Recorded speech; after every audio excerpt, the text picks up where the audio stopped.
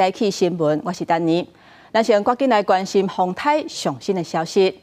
气象局针对海葵风台继续发布海上甲陆上的风台警报。今仔日检测做轻度风台，所带风台会持续向西边架起，预估要到半暝，台湾本岛才会当完全脱离暴风圈的范围。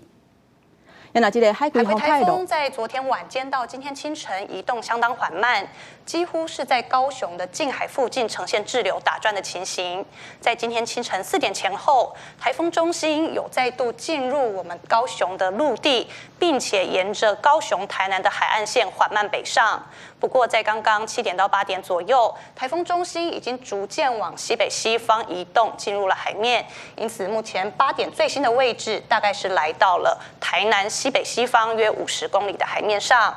我们预期台风接下来还会以非常缓慢的速度往西北西方移动，并逐渐通过澎湖的南方海面。